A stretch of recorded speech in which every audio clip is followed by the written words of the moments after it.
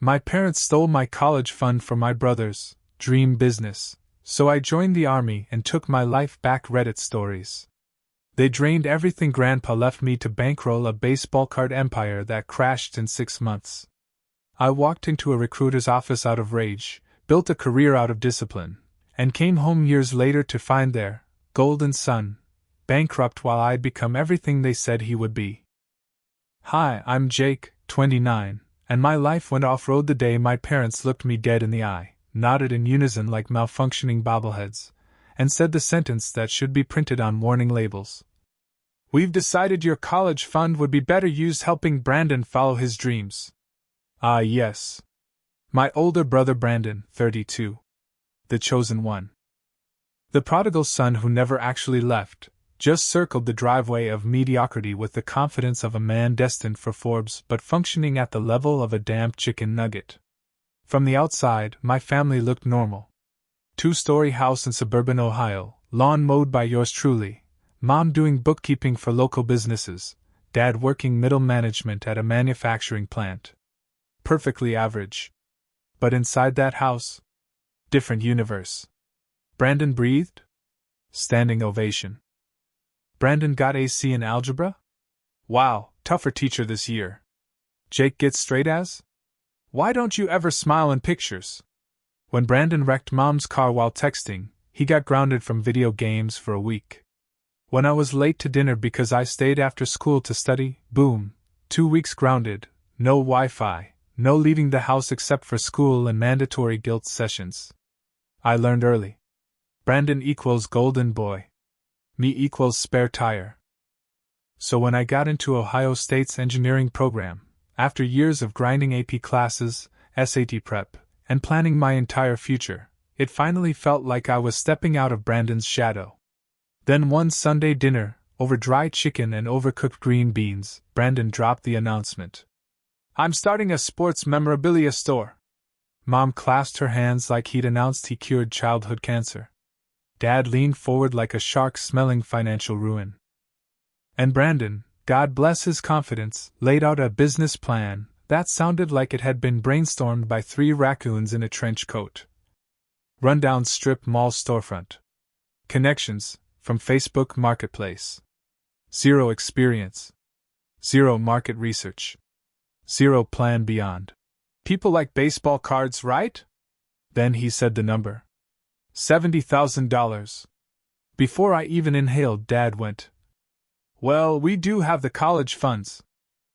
And in that moment, right there, with my fork halfway to my mouth, I knew I was screwed.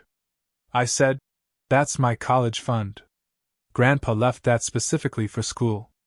Mom hit me with the Olympics-level mental gymnastics. Brandon's business IS education. Oh yes. A $70,000 disaster simulator. I said no. Dad said I was being selfish. Brandon looked at his plate like a toddler avoiding eye contact after breaking something. And 2 weeks later, they drained both college funds. Every last dollar. No apology. No hesitation. Just a shrug and family investment. And that was the day the military recruiter's pamphlet on my desk went from backup plan to destiny. I didn't choose the army. The army chose me, because my parents chose Brandon. And the best part? It would be the last time in my life they got to take anything from me. The morning I walked into the army recruiting office, I was still vibrating with the kind of rage usually reserved for Marvel villains right before they snap and throw a bus. Sergeant Lopez took one look at me and said, Son, you look like someone stole your dog and then billed you for the gas. Close, I said. My parents stole my future and gave it to my brother's baseball card Ponzi scheme. He nodded slowly. Ah. So you're motivated. That's how I enlisted. No dramatic movie montage. No patriotic music swelling in the background. Just a pissed-off 18-year-old realizing the only way out of the Brandon vortex was to leave the entire gravitational field. Meanwhile, back home, Brandon was preparing for his big grand opening like he was about to revolutionize commerce. Carlos and I visited the store a week before I shipped out. It was bleak. The kind of place where hopes and dreams go to die quietly behind dusty glass cases. He proudly showed us his inventory. Boxes of common 50-cent baseball cards.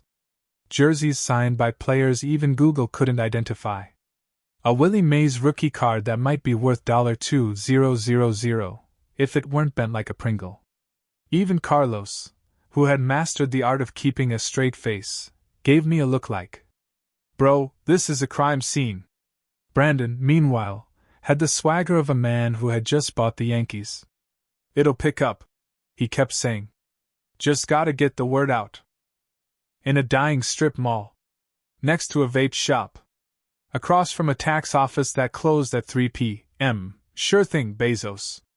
Basic training, the best revenge I never planned.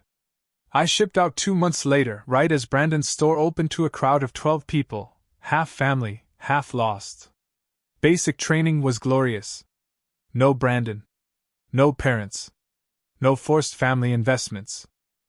Just structure, discipline, and grown adults screaming at me, something I was already very used to from home, but now they were actually making me stronger. For the first time in my life, effort equaled results.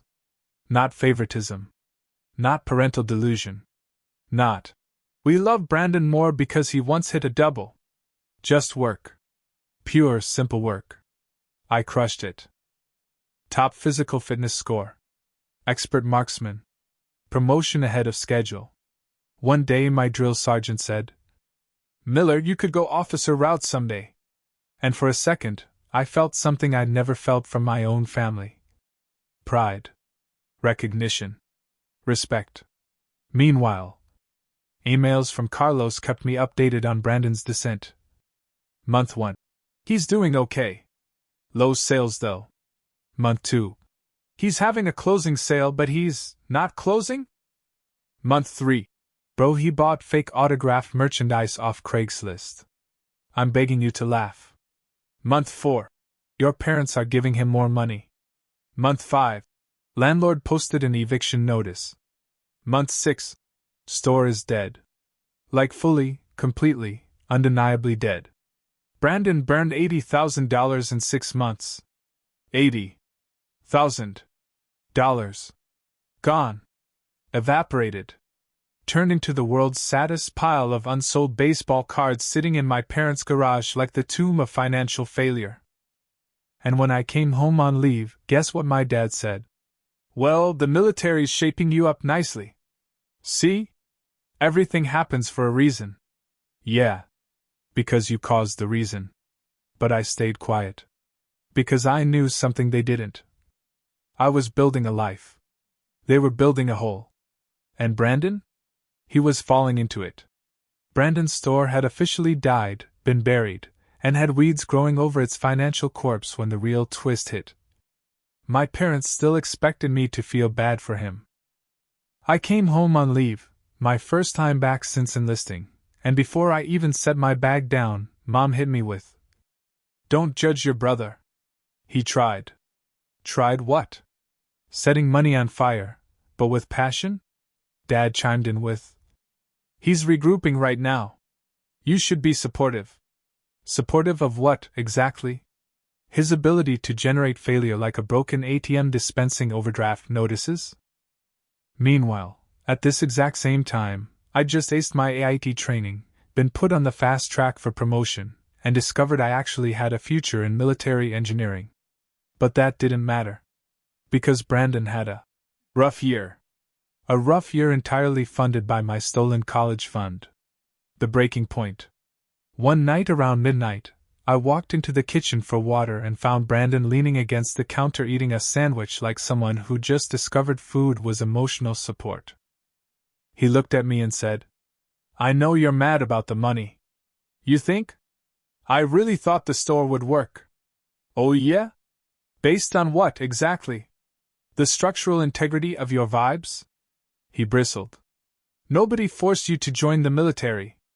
I set the glass down slowly. "No, Brandon. You didn't force me. Our parents did, by taking away every other option I had."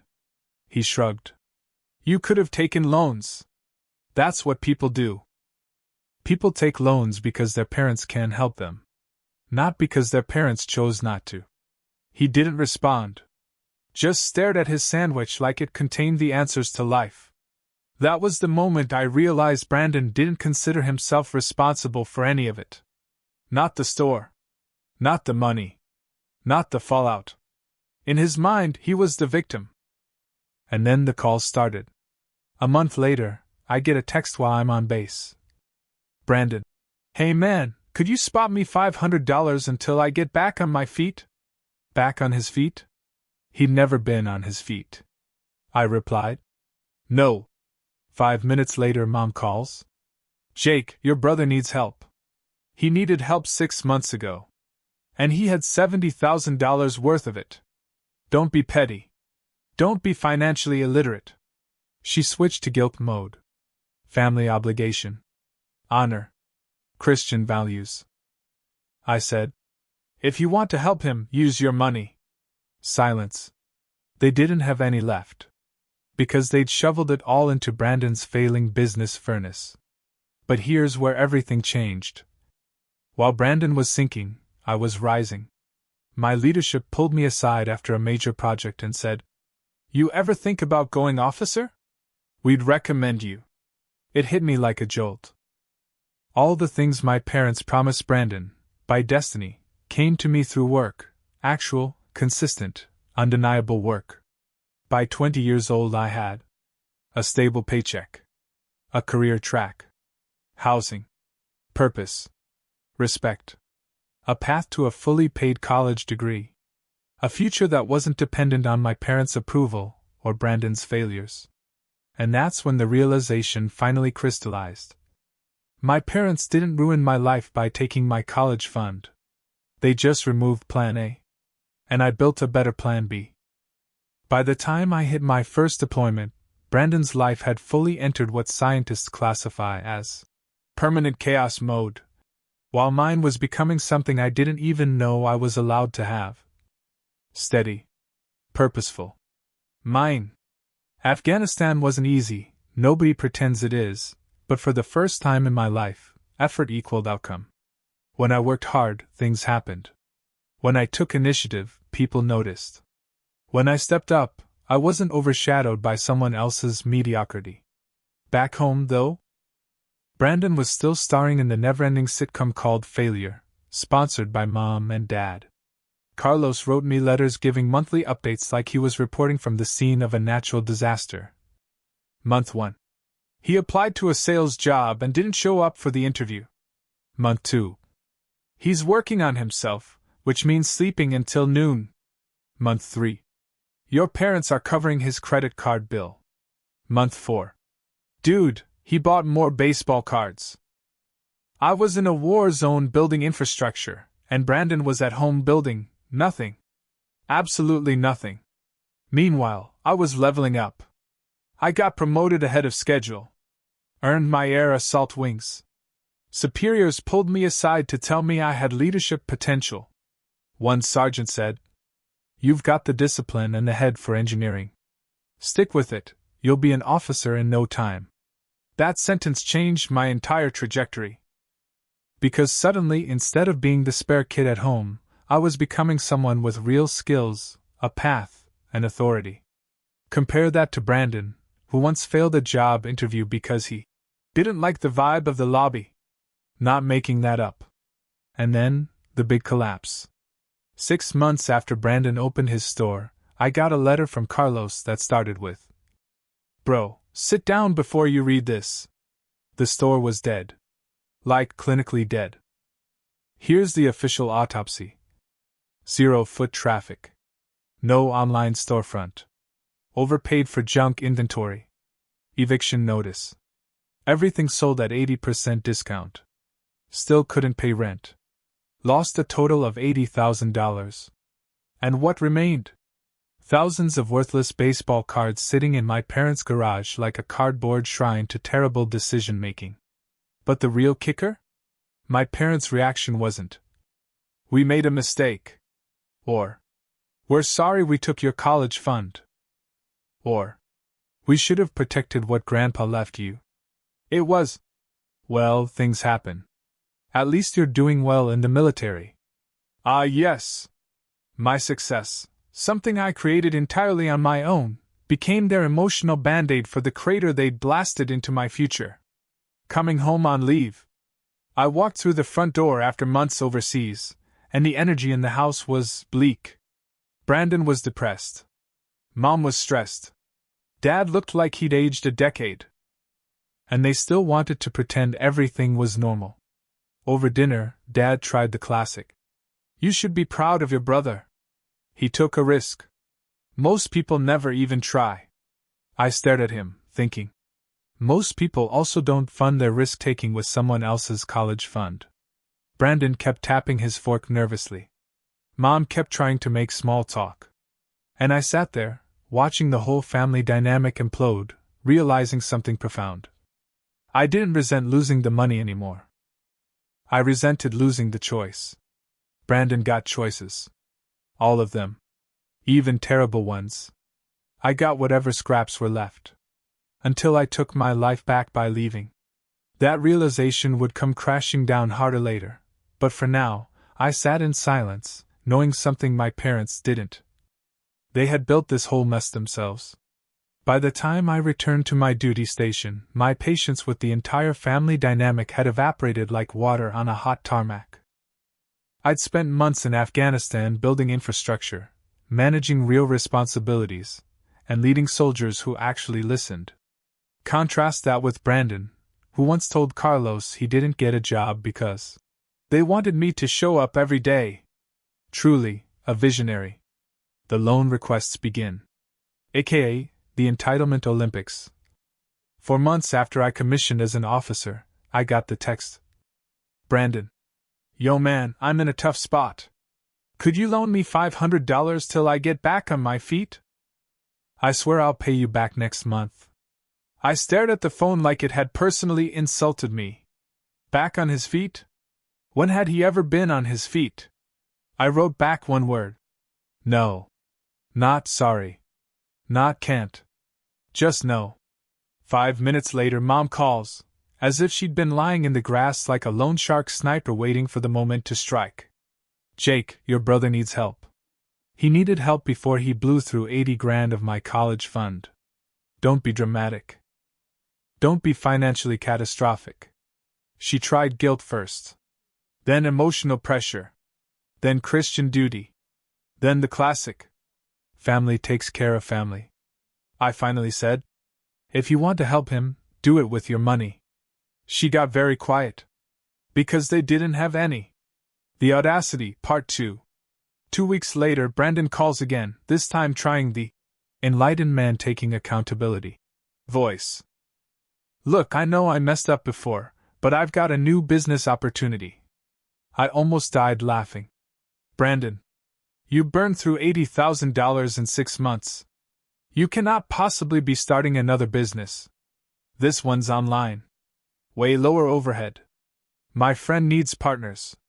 Your friend is another guy who lives in a Reddit basement, isn't he? No. He's legit. I just need $2,000 as a buy-in.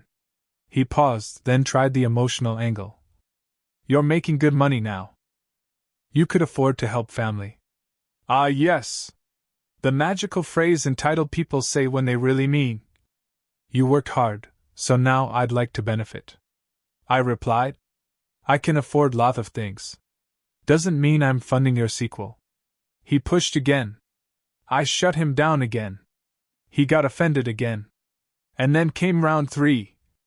Mom calling. Dad calling. My aunt texting. My grandmother hinting. Suddenly my entire family became a Kickstarter campaign with one reward tier, throwing my money at Brandon's bad ideas. I blocked Brandon for a week just for the peace. Meanwhile, I was thriving. I was making moves. Finished my engineering degree through the Army. Commissioned as an officer. Leading a platoon. Running multi-million-dollar construction operations. Gaining leadership and technical experience fast.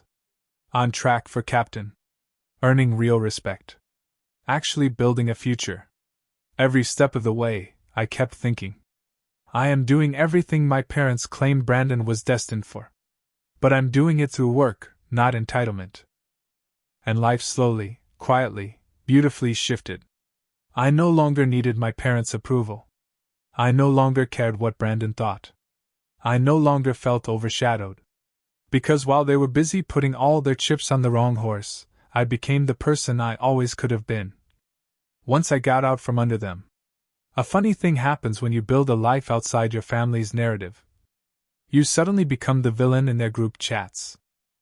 I didn't know this officially, but Carlos, keeper of all family intel, kept me updated like a covert operative. Your mom told my mom you've changed. Your dad says you've become rigid since joining the army. Your grandma thinks Rebecca put ideas in your head. Ah, yes. The ideas. Personal boundaries. Financial responsibility. The radical notion that my money is, in fact, my money. Truly shocking developments. Meanwhile, Brandon discovers rock bottom. Unfortunately, he brought a shovel. His life over the next few years was a montage of poor decisions. Job at a sporting goods store fired for missing shifts. Job in insurance sales quit because they expect too much. Job in customer service lasted 2 weeks. Online sports betting lost thousands. Bought a new car with a 29% interest rate. Moved back home permanently. Parents co-signed another apartment later. He got evicted. If failure were an Olympic sport, he'd be on the cereal box. And every single time, my parents cushioned the fall, took responsibility, or found someone else to blame. Never him. Never themselves. And definitely never the decision to incinerate Jake's college fund. That topic was treated like Voldemort. We do not speak of it. Meanwhile, my life takes off. I hit captain 2 years early. 6 figures, between base, BH, BAS, bonuses, by 27. Commanded a company of 150 soldiers. Oversaw real infrastructure projects that helped entire communities. Led teams. Managed budgets. Gained expertise they couldn't buy with all the college funds in Ohio. Then I met Rebecca, a nurse on post. Smart, grounded, funny, no nonsense. The first time I introduced her to my parents, she lasted 15 minutes before giving me a look that said, "Your family is a circus and the tent is on fire." On the drive home she said, "Your parents are insane. You're not giving them a dime." I said, "Never planned to." She nodded. "Good. Because if you did, I'd have to reconsider your judgment." That's when I knew she was the one. Brandon's final business disaster. Honestly impressive. He tried yet another business venture, with a predatory loan charging 40% interest. 40. The business lasted, drumroll, 11 weeks. He ended up sued for $22,000.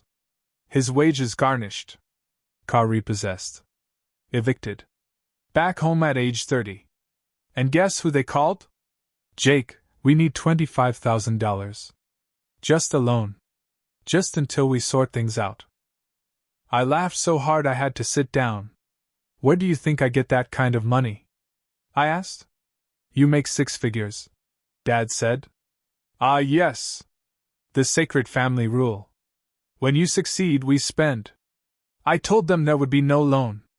They tried everything: guilt, tears, nostalgia, Christian guilt, patriotic guilt, a new one. Nothing worked. Finally, I said what I'd swallowed for a decade. "You took my college fund to bankroll Brandon's fantasy. You never apologized. You never acknowledged it. You treated my future like backup battery power for his. Jake, don't be like this." "No," I said. "You don't get to need me now, after I built everything without your help." And I hung up. For the first time in my life, I felt completely free. 2 years later, life was good, like actually good in a way that felt earned instead of handed out like participation trophies at Casa del Brandon. I'd been promoted to major way ahead of schedule, the kind of promotion that makes people squint at your file like, "How the hell did this guy climb the ladder so fast?" Easy. Hard work. competence, and zero time wasted picking up after someone else's failures. Rebecca and I bought a house. She got pregnant with our first kid. We were building a real family, a healthy one, the kind where people say things like, "I'm proud of you," without attaching a bill. Meanwhile, my parents were unraveling financially. Small house now. Dad working part-time. Mom still bookkeeping in her 60s. All because they kept treating Brandon like a business startup that just needed one more round of investment to succeed. Spoiler, it didn't. Brandon was stable, at least by his standards. Warehouse supervisor. Making around $42,000 a year. Living with my parents. Finally done with business schemes. Finally done burning cash. It only took hitting rock bottom so hard he left a dent. The call. The one I always knew was coming. My phone rang. Mom. Rare. I answered expecting small talk or some half-guilt, half-gaslight holiday message. Instead she said, "Your father had a stroke." My stomach dropped. How bad? Partial paralysis. Rehab will be long and expensive. We're looking at $60,000 a year. We were hoping you could help. There it was. The line. The moment. I closed my eyes. This wasn't about Dad's health. It was about my money. Mom wasn't asking from love, she was asking from desperation. Desperation created entirely by 30 years of funneling every resource into Brandon like he was a retirement plan with a pulse. "No," I said softly. A long silence. Then, "Jake, he's your father." "I know. But when I needed my college fund, money Grandpa left specifically for education, he gave it to Brandon. That was different." "No, Mom. It was the same. He needed help." "I needed help. You chose him." My voice didn't shake. Hers did. "You're really turning your back on family? You turned your back on me when you took my future and handed it to Brandon like a scratch-off ticket." And then I said the line that finally cut through years of dysfunction. "I don't owe you consequences for your choices." She tried more guilt. More anger. More shame. None of it worked. Because I wasn't her scared teenager anymore. I wasn't financially trapped. I wasn't emotionally tethered. I was whole. And I was done. We haven't spoken since. Brandon's last unexpected move. Months later, Brandon called. I almost didn't answer. But curiosity won. "Jake," he said quietly. "I wanted to say, I get it now." I sat up. He told me bankruptcy court forced him into financial counseling. Made him explain the business plan. Made him show the numbers. Made him face everything for the first time. "The counselor told me my store was one of the worst business models he'd ever seen," Brandon said. "He said anyone with basic sense would have known it would fail." I didn't say anything. And then I realized you did know. You told me. But I didn't listen because Mom and Dad always caught me. They never made me learn. I let him talk. "I just wanted you to know. I'm sorry. For what I cost you." It was the first apology I'd gotten in my entire life. I told him the truth. It wasn't the money. It was the choice. They took my choices away. "I know," he said. "And I'm not asking for anything. I just wanted to say it." He didn't ask for money. He didn't make excuses. He didn't deflect. He finally grew up. It only took losing everything. After that call from Brandon, the apology I spent a decade assuming would never come, life quieted down again. Not in a dramatic way. More like a TV that finally stops crackling with static. Rebecca was deep into her second trimester by then, glowing in that actually happy, stable life kind of way, not the Instagram filter kind. I was juggling battalion-level projects, prepping for command evaluations, and slowly realizing that, for the first time ever, I wasn't living reactively. No sudden calls demanding money. No drama detonating at 1 a.m. No guilt traps waiting at the bottom of every voicemail. It felt like breathing after years underwater. But peace never lasts, not when you come from a family where self-inflicted disasters are a form of cardio. Mom reappears, because of course she does. One night around 10 p.m., my phone buzzed with an email notification. Not a call. Not a text. That alone was suspicious. Subject line: "We need to talk about your father." I stared at it for a minute. Rebecca was asleep on my shoulder. I didn't want to wake her with stress she didn't deserve.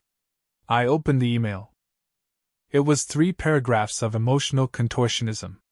A masterpiece of guilt-heavy, responsibility-light storytelling. Key points: Dad's physical therapy was expensive. Medicare wasn't covering enough. Their savings were dwindling. Brandon couldn't help shocking. And somehow, my success was becoming a problem because it meant I had the means to chip in. Classic. They still believed I was their financial parachute, the backup plan they could deploy whenever their own decisions cratered. I typed 3 response drafts. Deleted all of them. Then I wrote the one that felt right. "I'm sorry for what Dad is going through. I hope he recovers well. But I can't take on financial responsibility for decisions I did not make. I wish you both the best." Short. Direct. Non-negotiable. I hit send. Closed my laptop. Went to bed. Did I sleep well? Yep. Like a man who finally installed boundaries after years of manual mode suffering. Brandon's update. A week later, Brandon sent a text. Not asking for money. Just updating me. Dad's doing okay. PT is slow, but he's improving. Mom is stressed. I'm trying to take more on around the house. Grocery runs and stuff. Honestly? That surprised me. For once, he wasn't trying to spin something into a personal win. For once, he was stepping up. Maybe bankruptcy knocked the arrogance out of him. Maybe being 32 and still living at home fried his ego to ash and forced a reboot.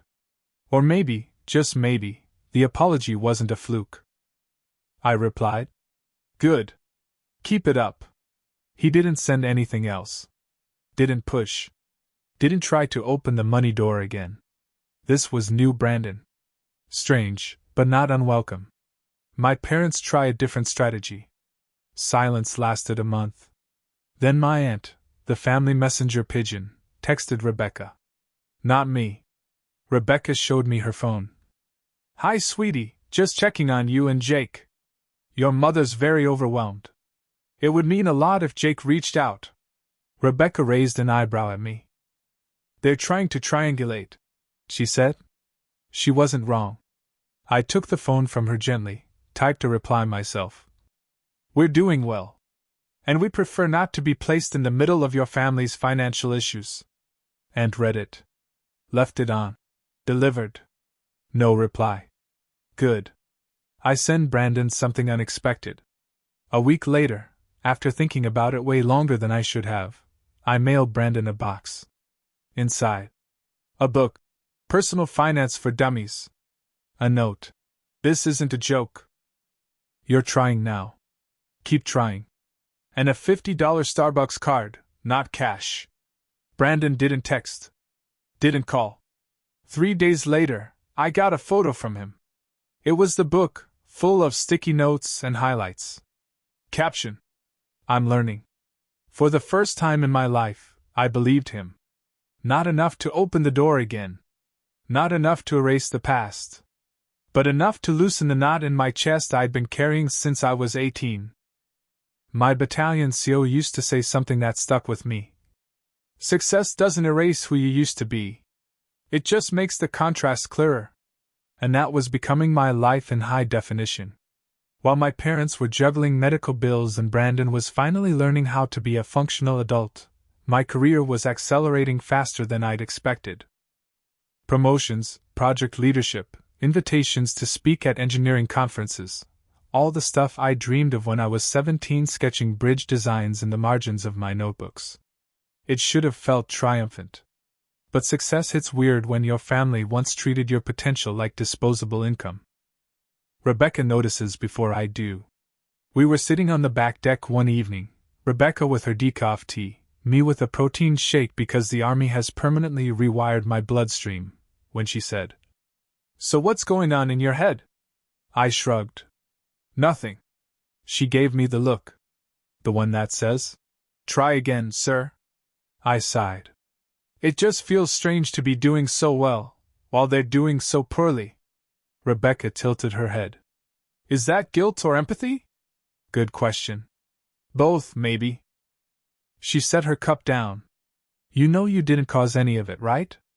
"I know. But you don't feel it." She was right. When you grow up parentified, overlooked, or treated as a resource instead of a kid, your emotional wiring gets scrambled. You start believing you're responsible for everyone's mess, even the ones they caused long before you were old enough to vote. Rebecca reached over and squeezed my hand. "You built this life. You earned every piece of it. You didn't steal it from anyone. And you don't owe any of them a refund." I nodded. But that knot in my chest didn't fully unravel. Not yet. The promotion that changed everything. 2 months later, I got orders. Selection for executive officer of a combat engineer battalion. Big deal. Huge responsibility. Bigger paycheck. Major career milestone. It meant more travel, more planning, more authority, more headaches, and a very real shot at becoming full bird colonel one day. I called Carlos first. He screamed loud enough to rupture eardrums. Then Rebecca, who cried happy tears and immediately started Googling celebratory dinner spots. Then, surprisingly, I almost called my parents. Almost. Old instincts die slow deaths. In the end, I didn't call. Didn't email. Didn't send a hollow text into the void. They hadn't earned that part of my life. And I was done giving them VIP access to a show they never helped build. But news travels in dysfunctional families. 3 days later, Dad's sister, Aunt Patty, the only relative who isn't allergic to accountability, called me. "How does it feel, Lieutenant Colonel, almost Colonel?" I laughed. "Patty, don't jinx it." "Well, your parents are talking about it." I froze. She kept going. "Your mom brought it up at church. Said you've always been so independent and that they always supported your dreams." Rebecca, overhearing this, whispered, "Oh, hell no." Aunt Patty snorted. "Don't worry, honey," I corrected her. Loudly. In front of Pastor Mike. "God bless that woman." She lowered her voice. "Jake, they're trying to rewrite history. And they're doing it because their version is easier to live with." I rubbed my forehead. "Let them. Doesn't it bother you?" "It used to." "Not anymore?" I exhaled. "Because the truth is still the truth, whether they say it out loud or not." Patty paused. "Well, your brother knows the truth. And from what he told me, he's finally trying to break the cycle." That surprised me. "Brandon told you that?" "He said you're the first person who ever set a boundary with him and actually meant it. And that it scared the stupidity right out of him." I barked out a laugh. "Sounded like Carlos." Patty added, "He might not be where you are, but he's trying. And he talks about you like someone he wants to impress, not someone he wants to use." That's new. I didn't know what to say. For the first time ever, Brandon didn't sound like the enemy. Just someone who'd never been taught how to stand on his own until the ground finally gave out beneath him. Then came the email that shifted everything again. Later that night, after Rebecca fell asleep, I opened my laptop to catch up on project reports. A new email sat in my inbox. From Brandon Miller. Subject: "Need to ask you something, not money." I clicked it. It wasn't another apology. It wasn't a request for cash. It wasn't a guilt trip. It was one sentence. "Would you ever be willing to meet for coffee?" No excuses. No demands. No expectations. Just a question. I stared at it for a long time. Because forgiveness is hard. Trust is harder. But growth, real growth, sometimes comes from the most unexpected places. I didn't answer. Not yet. But for the first time ever. I didn't delete the message either. Hi. I'm Jake, 29, and if you told teenage me that one day I'd be closing this chapter of my life from a quiet office in a house I bought myself, while my wife and newborn sleep down the hall, I wouldn't have believed you. Because back then, I thought family was fate. Turns out, sometimes family is just your starting environment. Who you become afterward? That part's on you. The coffee meeting. 3 weeks after Brandon emailed me, I finally agreed. Neutral ground. Small cafe. Middle of the day. Nothing dramatic. He got there early, sitting stiffly with a black coffee like he wasn't sure he was allowed cream. He looked older. Not in a bad way. Just like life had finally sandpapered him into adulthood. Thanks for coming, he said. I nodded. He didn't ramble. Didn't make excuses. Didn't ask for anything. I just wanted you to know I'm trying, he said. Really trying. To be better. To not be who I was. I believed him. Not completely. Not blindly. But enough. He talked about work. Saving money. Paying rent. Taking responsibility. Not headline news for most people, but for Brandon? It was character development worthy of a season finale. Finally he said, I used to think you were lucky. Turns out you were just working harder than all of us. I didn't know what to do with that. Compliments from Brandon were like spotting a rare bird. You don't move too fast or you'll spook it. He continued, and, I know I stole something from you. Not the money. The future you thought you'd have. I can't fix that. But I'm not going to keep taking from you. Ever again. We sat in silence for a bit. Then he said the words I never expected. You deserve better than what Mom and Dad gave you. And I'm sorry I didn't see it earlier. It wasn't perfect. But it was real. We stood to leave. He hesitated. I hope, someday, you'll let me be your kid's uncle. I didn't promise anything. But I didn't say no either. Sometimes, not yet, is the first step toward. Maybe. The last conversation with my mom. A month later she called. Her voice brittle, worn down by stress, age, and the consequences she once thought she could outrun.